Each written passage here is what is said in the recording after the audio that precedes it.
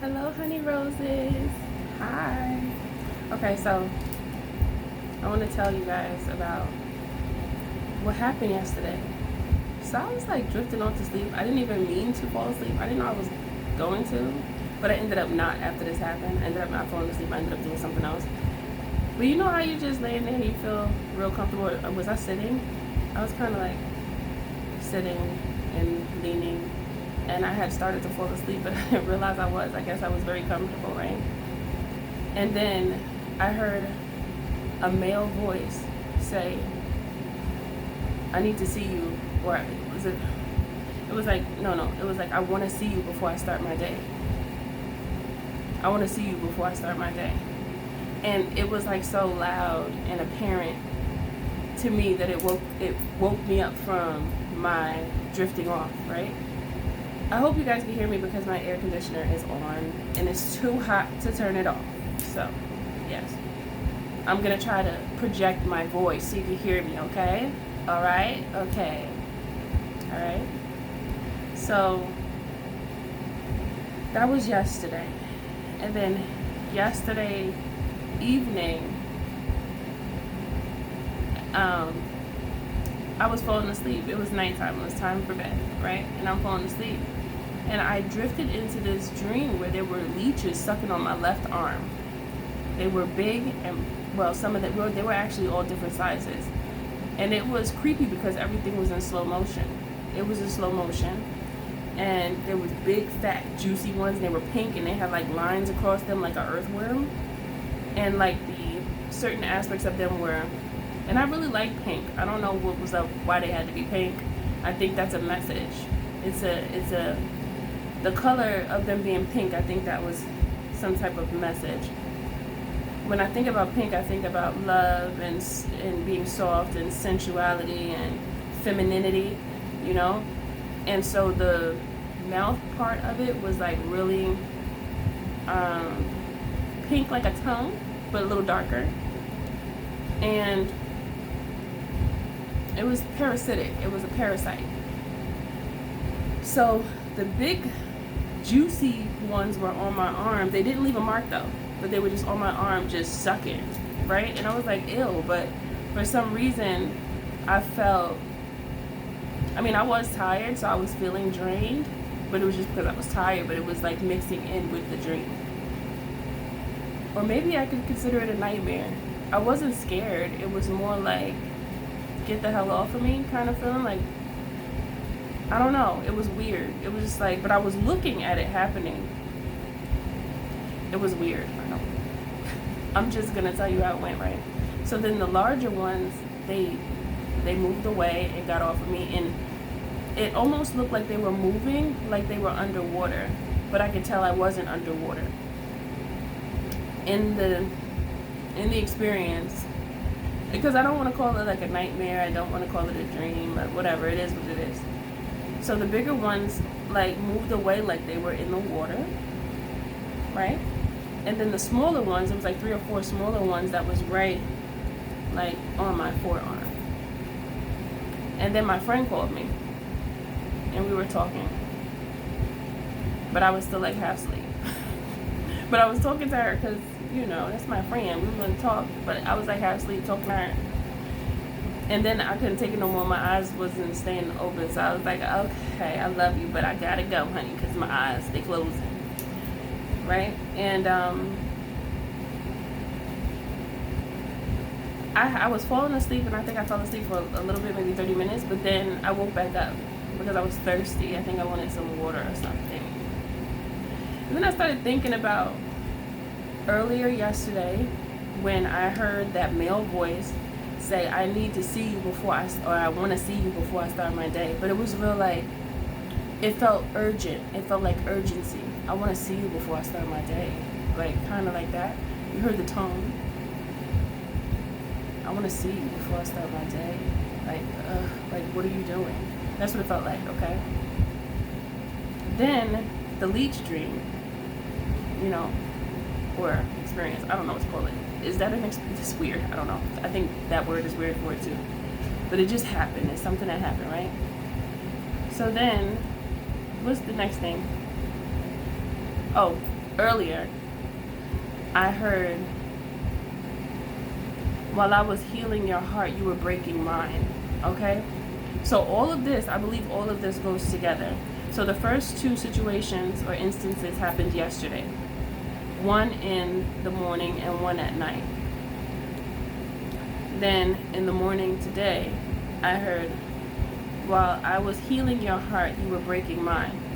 And I feel like this is a message for many of us that have experienced individuals that it's almost like they crave your energy, right?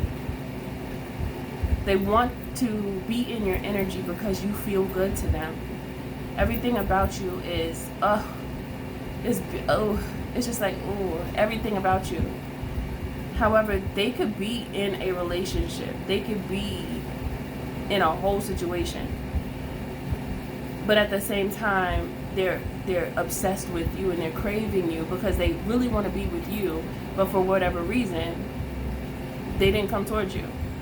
And so if you just notice that you feel drained by someone, or if you feel a sense of any discomfort, always pay attention to that, because that is a parasitic energy. In this case, I don't want to call it vampiric, even though it's very similar,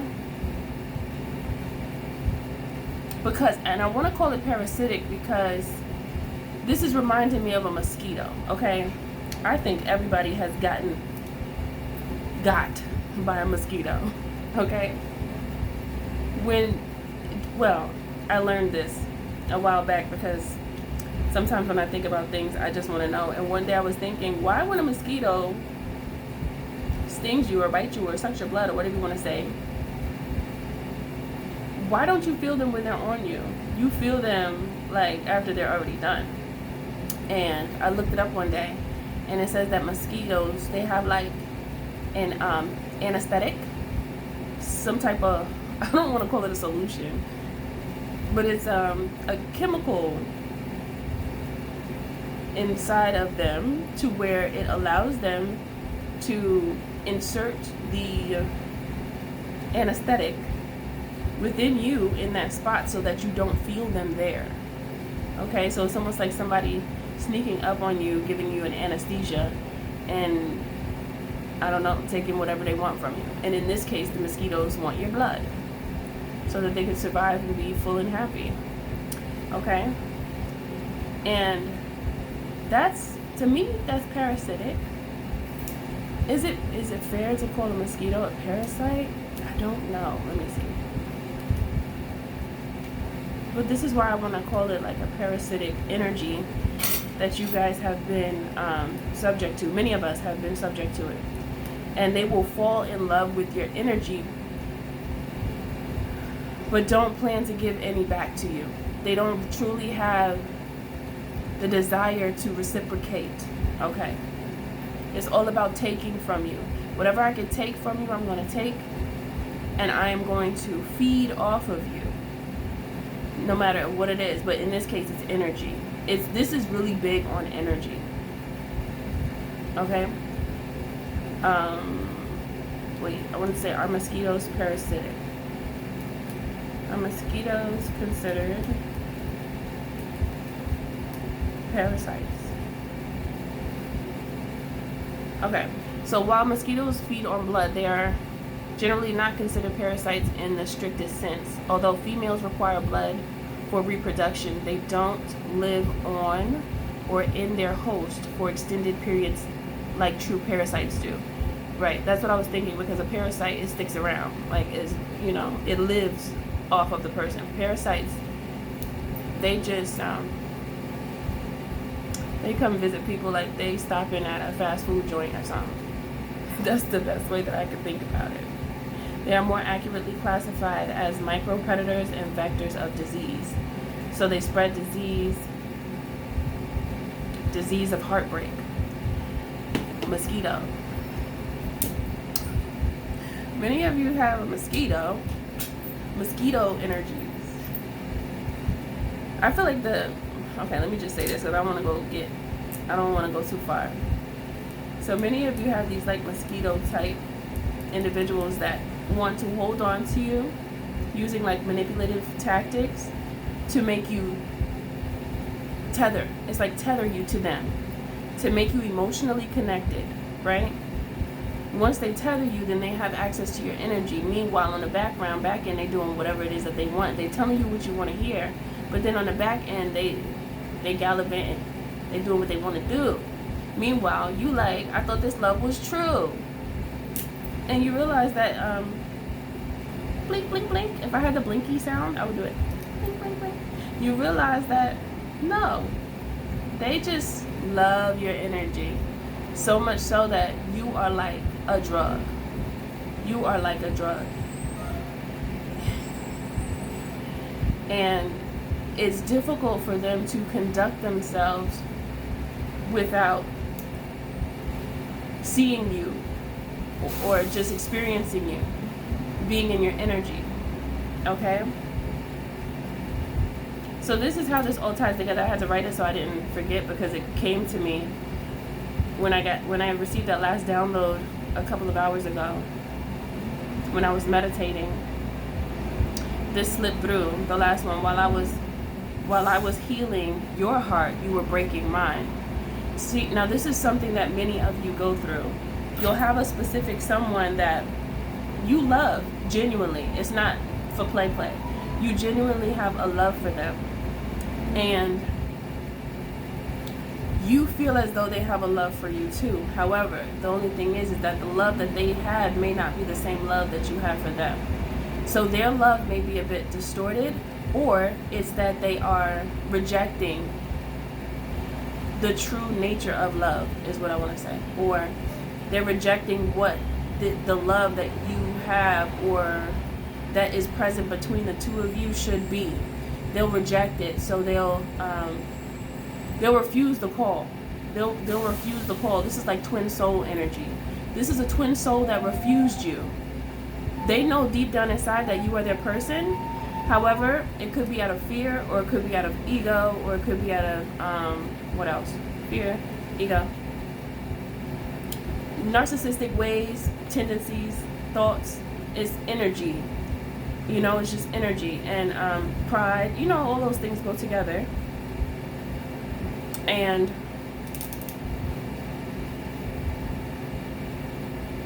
so the tether is the representation of those, I want to call them leeches, but they didn't look like leech. I'm just calling them parasites. Those parasites that were on my arm, just sucking on my left arm. Now, I looked up what does the left arm mean spiritually, because I felt like there was something there. So, wait, hold on. Wait, I gotta find it again. Does the left arm mean spiritually? Okay, so in many spiritual traditions, I hope you guys can hear me. I'm gonna try to talk louder. In many spiritual traditions, the left side of the body, including the left arm, is associated with receptivity, intuition, and the feminine principles. Oh, so it's the same thing with like, wait. Okay, I'm gonna let that thought fly before I get distracted. Let me just read to you what I see here. It's often seen as connected to the heart, emotions, and the inner self. In contrast, the right side is typically associated with action, logic, and the masculine principles. So, yeah, that's what I was thinking, but I didn't want to get distracted. So, just as the right brain is connected to masculine energy, and the left brain is in alignment with feminine energy, that also coincides with the left arm. So it's the same energy, it's feminine energy. So there's I wanted to say the mosquito people. Ew, not the mosquito people. Well, the mosquito people. They love feminine energy to the point where no matter where it's coming from, they're gonna be like turned up about it. If it's yours, if it's somebody else's, so they can't get enough of it. So these are individuals that are most likely not really marriage material. They're not, because they get too turned up. They don't know how to restrain themselves, and they don't want to. So it's like, sometimes there's just certain people that aren't meant to be married. Okay? So if that's the case, then even if they do get married, where many times it could be for the image of it, or many times people could have a true desire to marry, but maybe they just have difficulty being committed. So it's like, what I'm getting from this is, even if this person was married, it would be very difficult, this type of energy, even if they were married, it would be very difficult for them to be faithful because of their inability to control and discipline themselves. And they don't want to, really. So it's kind of like, I see. It's like, I don't know, it's that energy. And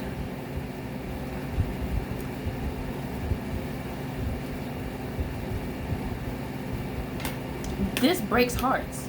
This energy is an energy that will break hearts. And a part of them does not like that about themselves, but then at the same time, they'll put themselves over others to the point where they'll make excuses for the hearts that they break. And it's very difficult for them to be alone for an extended period of time, because they need to siphon that feminine energy in order to feel like enough. In order for them to feel content with themselves, they need for them, because they haven't reached a certain space, they need that external validation. Even if they might not admit it, or maybe some don't even realize it, they need that external validation in order to feel like they can go. It's like gas. And if they don't have gas, their car is not going to move. It's not going to put down the street. It's not going to move too far. So, and then they'll start to feel depressed, and then they'll start to feel all these things. So this is someone that has so much work to do, but they may not ever do it because it's too hard for some people. And they'll do everything else aside from that. That's the thing that they never gonna really, well, sometimes, I don't want to say never, because I feel like that is not the right thing to say, because people do change. However, many times these individuals, it's like a kid in a candy store. You know how kids are with candy. I have nephews and little boy cousins, and I have more little boys around me than little girls, and they like cake and cookies and ice cream. I was with my cousin, and I was spending time with my tiny cousins. They just little, and they're so cute. And one of them, his nickname is Munchie, and he's tiny, but he's strong and bold. But he don't want food. He want candy. He want cake. He want ice cream. And he a little bony thing, but he likes sweets. He only got all this curly hair on his head.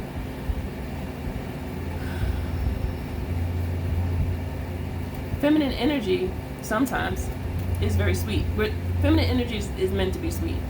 I said sometimes because not every feminine energy is sweet. However, when this person comes in contact with a sweet energy, and they can feel that feminine energy, and it's very strong, it's very bold, it's very powerful, but it's still feminine, they get hooked to it. And it becomes like a drug. And they will fantasize, they will be obsessive, they will cling to the energy and want more of it. Like, make me feel like that again. Make me feel like that again. But it starts to turn into selfishness. And it starts to begin to be seen as one-sided. And the main reason why it's one-sided is because they're the only one that's benefiting from the experience. And it's up to you to recognize when you're not benefiting from it in any way. Because then the person just starts to play in your face. And that's just disrespectful. And then for you to be being respectful to the point where, like, say for instance, okay, think about this like this. I mean, I don't know if everybody's gonna feel like how I'm about to present this example, but say for instance, you have an ex and you know your ex is still in love with you. And it's not like horrible terms, but it's just terms where you don't want to be with them no more. Would it be difficult for you to tell them that you're in a relationship with someone else? Or would you feel some type of way if they saw you with someone else? Just off the strength of knowing that they still love you. Would you feel okay, like, just flaunting somebody else in their face? You see what I'm saying? So that turns into ego. That turns into basically a slap in your face. And it's like, wait, like what? Like you all up over here on me, but then you got something going over there. Like what you doing? You see what I'm talking about? So be very careful with your heart, because these individuals will break hearts and make excuses and justify the wrong that they've done to you and many others that they do wrong to. Okay, but these are the ones that they end up suffering because they'll settle for what they really don't want, and they'll continue to do it and make excuses for what it is that they do and put on a smile like everything's okay, when deep down inside they know it's not. But they must uphold that image in order to be seen however it is that they feel like they need to be seen. Okay, like, see how this is linked? Let me run it back, right? I want to see you before I start my day. So they're craving you, they're obsessed with you, they want to see you. But there's the contact is not completely there. It might be there a little bit in some ways, where it's like sending you messages sometimes, or trying to connect themselves to you. It could even be like on some telepathically, on a telepathic note. Okay, is what I meant to say. So it's like telepathically you will feel. Sometimes you could feel when they're sad. That's when you're really in tune. You could feel things. You could feel when they think something that's not. And then, you see, that's another thing. Sometimes these energies will truly be in love with you, but because they're afraid of true love, they'll go to be around energies that are safer. Because love can hurt if love's not supposed to hurt, right? However, if you love someone and then they wrong you or cross you, it begins to break hearts. That's a heartbreaker, right? So this individual will be willing to break your heart and show you what they know you don't want to see in order to prove a point to an assumption that they had in their mind about what you were doing when you went missing. Like if they didn't see you for a little bit. They made a move off of an assumption. Right? Okay? So this is what I'm getting. So then it's like still wanting to leech off of your energy. So your energy, that's another thing. Your energy is actually healing them. Them just hearing you speak. Them just seeing your face. Them looking at your facial expressions, your body language, everything. And this person is going to look at everything on a run and play it back. Okay? Yeah, they're going to run it on the play it back. Okay? However, while you are healing this person and you're all invested and you're tethered, you're healing their heart while they're breaking yours. Be very careful. Once you see this happening, you must disconnect. Because you already know where this person's head is at, and you're not seeing eye to eye. Once you don't see eye to eye, hey, you just make your peace. Because why would you even? You can't entertain that. Because the more you entertain that type of energy, the worse it will get for you. You'll get confused and you'll go into a downward spiral of depression, forgetting who you are, and it turns into a bunch of ridiculousness. And then when a good person comes around that is actually ready to love you, you won't be ready to love them because you'll still be hurting from the parasite that made you feel one way, but in the background they were doing something totally different. What's the other word? I was hearing something. I heard pining. Pining? What does that mean exactly? Pining? I heard pining over you. Hold on. I don't use that word often, so I need to look it up.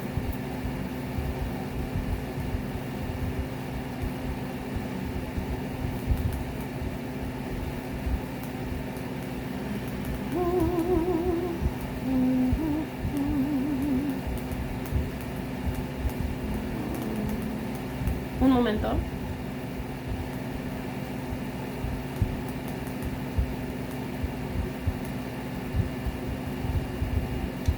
Okay, to pine over someone means to experience a deep and often painful longing for them, wishing you could be with them and having them in your life.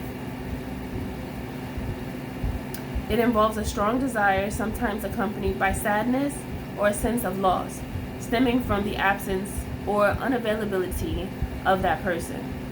Deep longing, sense of loss, romantic or emotional context, potential for suffering. Okay, yes.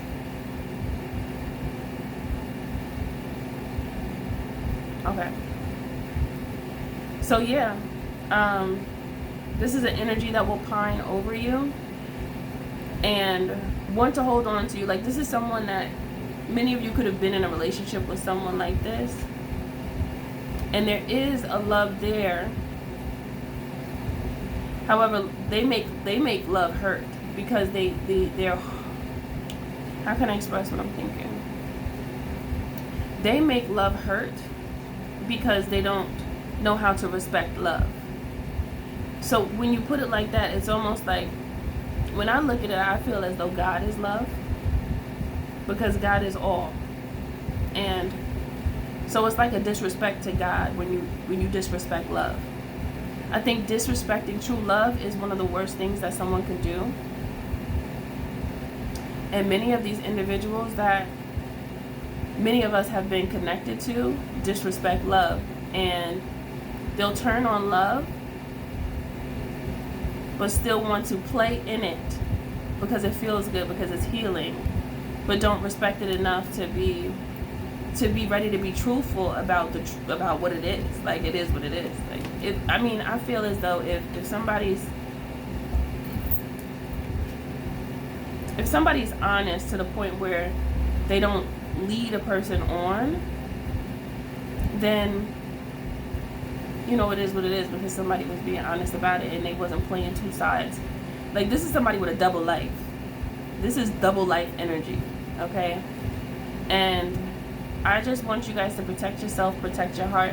There's too many broken hearts, and people like this are the reason, or one of the reasons, why the world is in chaos, because there's too many broken hearts. Okay, my love, so that's it for this message.